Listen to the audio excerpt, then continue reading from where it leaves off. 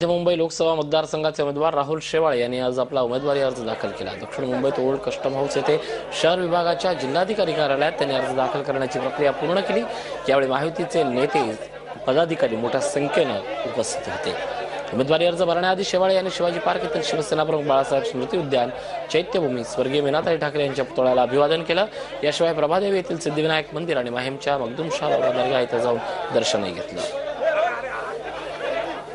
दक्षिण मध्य मुंबईत वंदनीय शिवसेना प्रमुखांचं स्वप्न साकार करण्याची जी मला जबाबदारी दिलेली आहे, ती जबाबदारी पाडण्याकरता आदरणीय शिवसेना नेते मनोज जोशी सरांच्या नेतृत्वाखाली, आदरणीय शिवसेना नेते ठाकरे साहेबांच्या नेतृत्वाखाली आज आम्ही अर्ज दाखल केलेला आहे आणि निश्चित स्वरूपात आम्ही सर्वजण वंदनीय शिवसेना प्रमुखांचं स्वप्न साकार करू आणि या दक्षिण मध्य लोकसभावर भगवा फडकून दाखवू।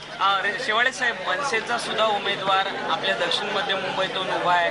पुन्हा एकदा 2009ला जे घडलं मतांचं विभाजन आणि अल्टिमेटली फायदा आघाडीच्या उमेदवाराला मिळतो, यावेळी काय परिस्थिती राहील? नाही, मनसेच्या उमेदवाराला मतदान म्हणजे आघाडीला फायदा मिळतो याचं लोकांना जाणीव झालेली आहे आणि 2009ला त्यांनी पाहिलं की ते मत आपलं फुकट जात आहे। त्यामुळे यंदाच्या निवडणुकीत मराठी मतं फुकट जाणार नाही आहे आणि ती शिवसेनेलाच मिळेल अशी मला खात्री आहे। आणि सर्व मराठी बांधवांनी एक निश्चय केला आहे की वंदनीय शिवसेना प्रमुखांना जे स्वप्न आहे ते साकार करण्याचं आणि ते स्वप्न साकार करून ते वंदनीय शिवसेना प्रमुखांना भावपूर्ण आदरांजली अर्पित करतात। सिंधुदुर्गातल्या बोलेरो